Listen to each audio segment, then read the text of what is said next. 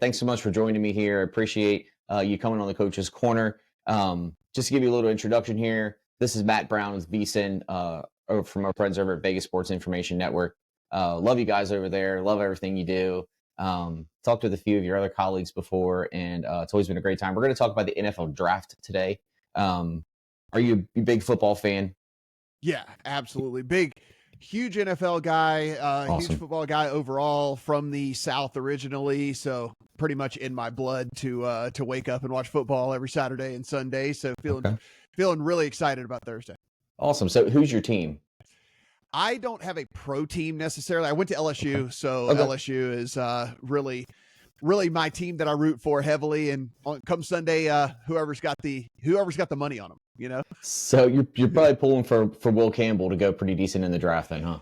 Yeah, I mean, I think I think that all the scrutiny that's come with him is a little overblown, considering this guy stepped in the SEC and started as a freshman. It's like, oh, he's got short arms, and it's like, okay, I mean, he started as a freshman in the SEC. Come on, he's going to be fine. Yeah, he'll do perfectly fine. So I want to touch a little bit on first. We'll talk about the top five players that are getting projected to at least go the top five. Yeah. I mean, there's a good bit more than just five players in that category. To give everybody kind of a perspective, if they are new to sports or new to the NFL, the draft is tomorrow. I believe it starts at 7 p.m. if I'm not mistaken, around that time, 7 or 8 p.m.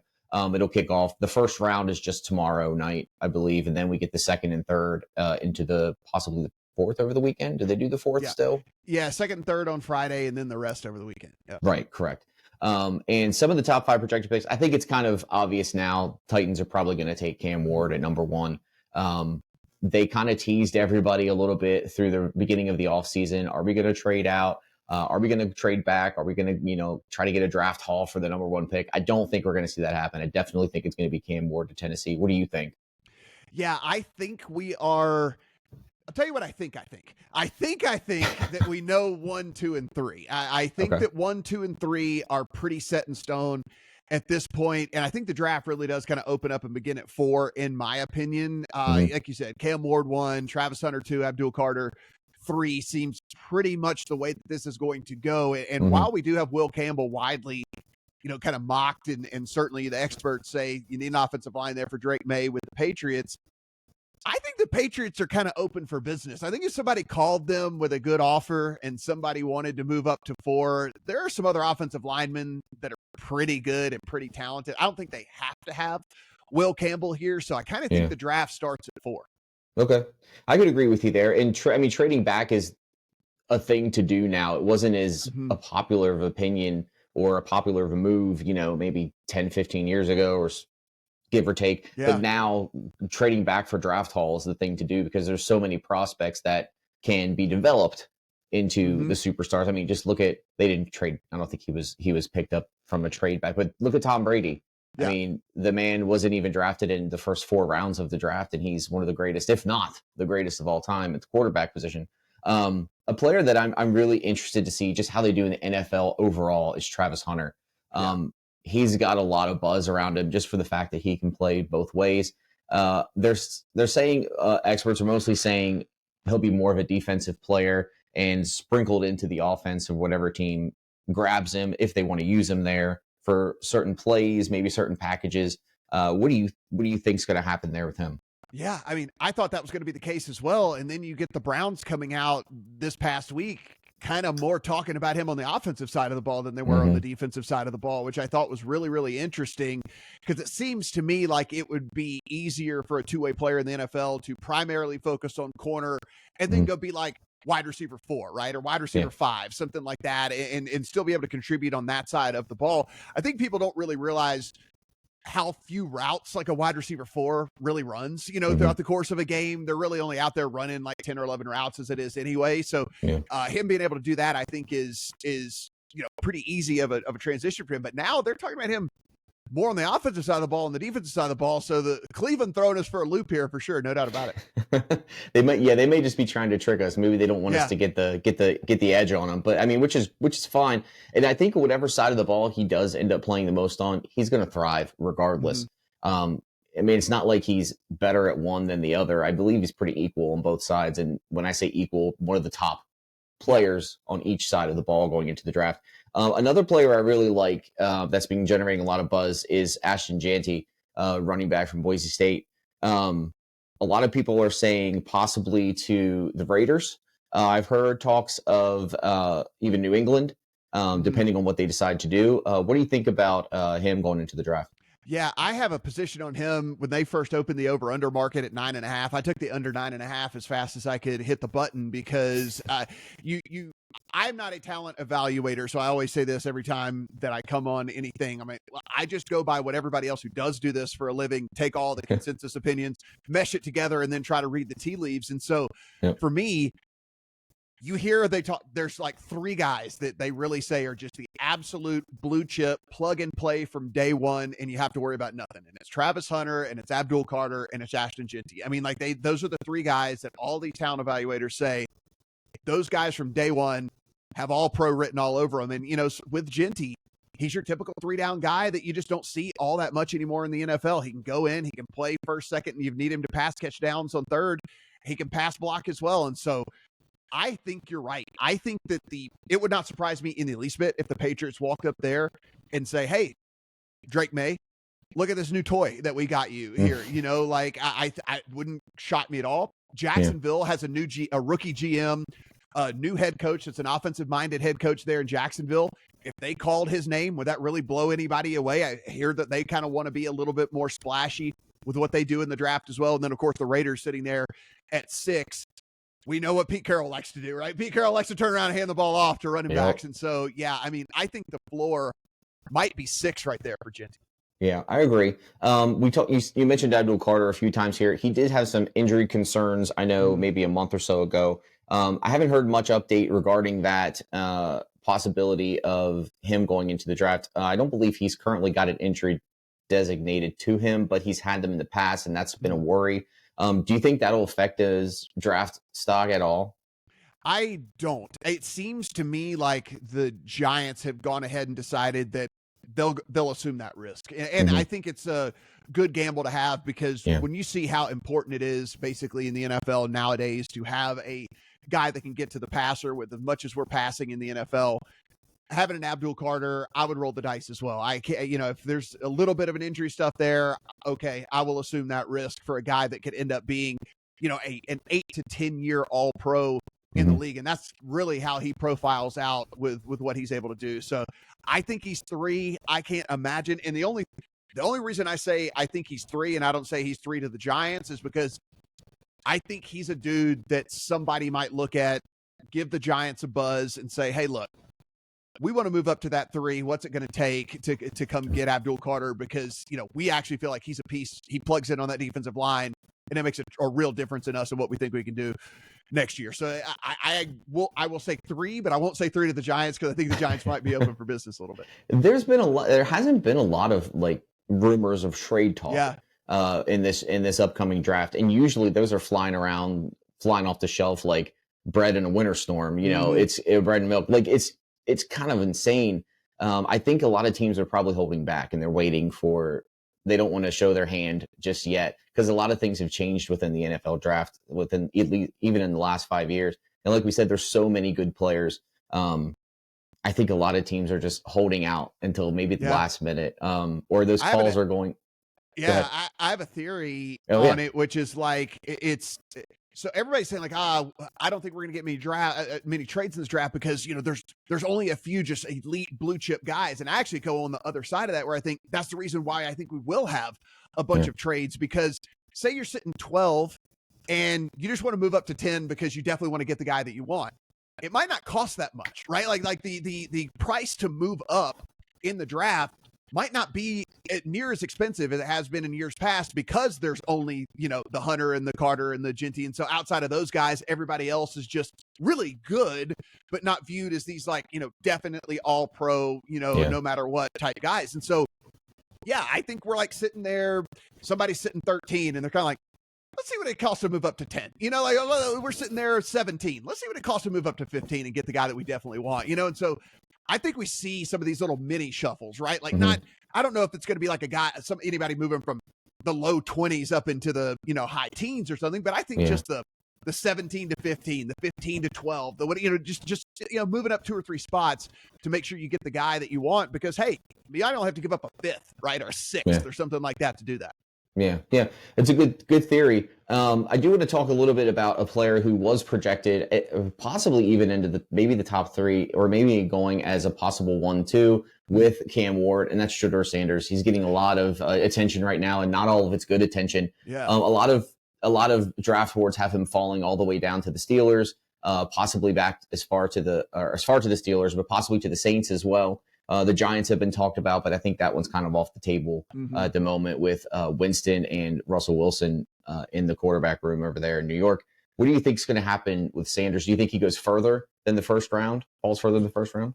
I think he does get drafted in the first round, but I think that when you said the Steelers, that's kind of where it sits for me. I am from Louisiana. I've talked to some people back there who do have some connections, and they seem to think that the Saints, if they went quarterback, they might actually go Dart as opposed to Sanders. They seem to be more of a Dart fan of Dart than they are of Sanders. And so seems to me like maybe he kind of gets down there into those 20s. And if he does, Pittsburgh makes a ton of sense. And look, should he fall all the way towards the end of the first round, then I think it is pretty appealing for one of these teams to come back in and maybe take him so you can get that 5th-year option. As we know, it's so important to get that 5th-year option with these quarterbacks, because we've seen the quarterback contracts right now. If you can get one more year of cheap as opposed to having to pay $50 million, I understand why these teams are doing it. And so even if the Browns don't take him at 2, the Browns still pick 33rd. Could they just move back in at 30? Could they move back in at 31 or 29 or something like that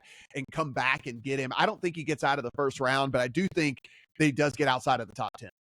Yeah, it's a really good theory. I don't think I like the Steelers as well. I think that would be a good spot for him to land, especially since all the Aaron Rodgers rumors flying around and he hasn't made a decision and holding another team hostage. But speaking of, you talked a little bit about Jackson Dart. He's been linked and rumored to the Jets too as a possible draft spot, which they're in need of a quarterback as well. I like Jackson Dart, though. He's got a big arm. I think he's more pro-ready in the mental sense, probably, than Sanders, maybe.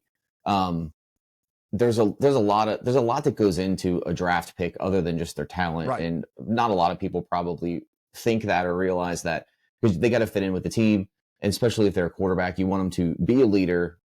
If they're a leader jumping right into the NFL, great. But if they're not, you want to develop into that leader as well, because that's the leader position on the field. And I think Dart fits that profile well. Maybe not quite as in some skill sets, maybe not quite as high up as Sanders, but definitely not far behind, if anything. But I like Jackson Dart a lot, actually. He's probably one of my favorites besides Genty. Yeah, the knock on him was just that offense that they ran at Ole Miss with that. But I mean, here's the deal: he has to run the offense that the coach puts in front of him, right? So I mean, you can't I don't like that knock on the quarterbacks that come in, because you're put into a system and then you have to run that system, right? And so I'm perfectly fine with Jackson Dart. I'll take the L for sure. I was not a huge Bo Nix fan, and then Bo Nix gets drafted. He gets into the right system with the right coach and the right players around him. And Bo Nix was a bona fide, real, legitimate NFL quarterback. There's no doubt about it, what he put on the field last year. And I think the same can be said for Dart.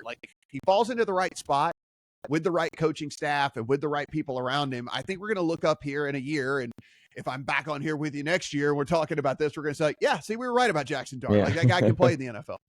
Yeah, and there's also quarterbacks, that were expected to be those top NFL stars, and they get in the wrong system, and it just doesn't work. And sometimes that's a career killer, or they rejuvenate their career. Like, look at, let's see, I'm trying to think of an example of a recent example. Alex Smith, not a bad example. Thrived with the Chiefs. He drafted by the 49ers, I believe, if I'm not mistaken. Didn't do bad with the 49ers, but nowhere near the success that he had with the Chiefs. And then there's a lot of other examples as well. So it could really go either way. Like you said, it's a system. I feel like it's a lot of the system, what the coach runs, which is why ties into them trading up, trying to get that player that they want when they can get him. Let's move off the quarterback position a little bit. I do want to talk about the tight end spot. A guy I really like as well, Penn State tight end, Tyler Warren. big tight end. He's got a lot of roles he can play with the team. I think any team that gets him is going to be lucky to land him. What do you think about Tyler Warren coming out of Penn State?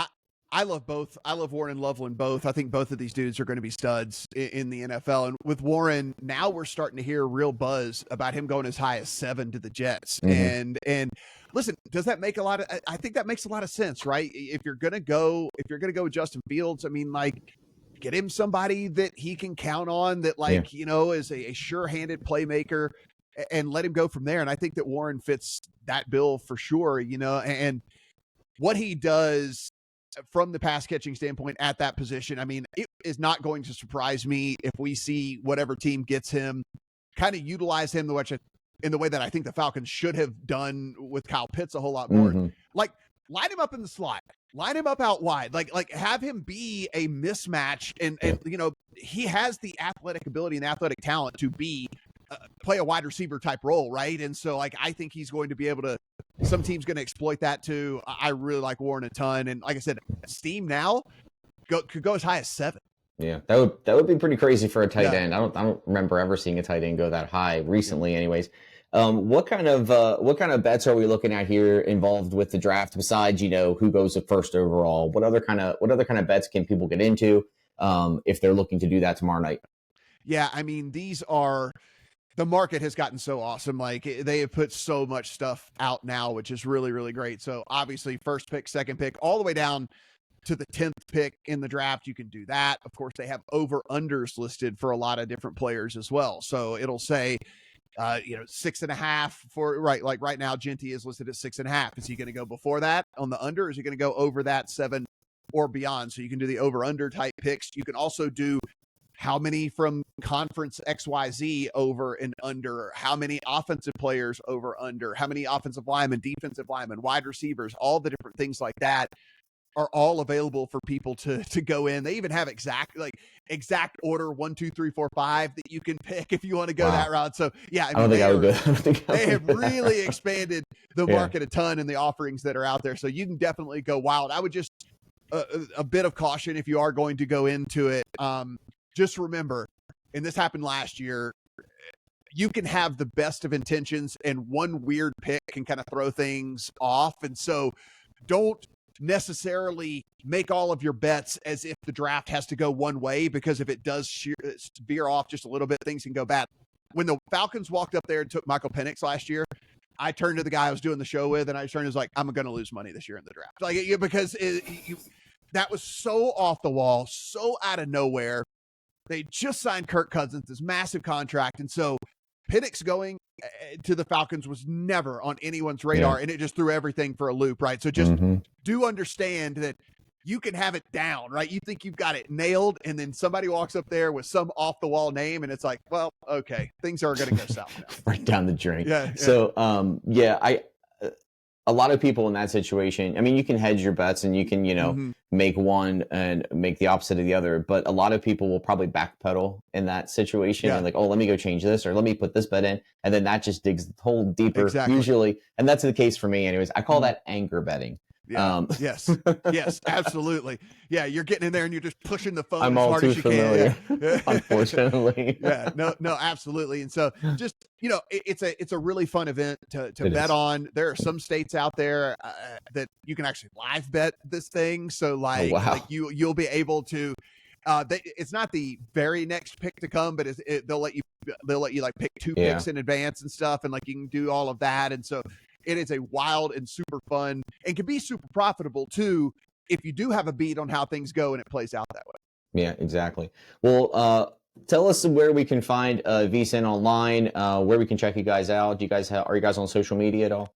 Yeah, so VSIN.com, first and foremost, the website out there. We are on Sirius Channel 158 for anybody that has that. We are on there 24/7. YouTube TV as well for VSIN, and then just at VSIN Live at all the socials. All right. Thanks for your time today, Matt. It's been a pleasure. Glad to have you on. We'll have to have you, like we said, we'll have to have you back at least next year. We can talk about how off we were on the draft. Absolutely. Sounds good, buddy, and good luck on everything.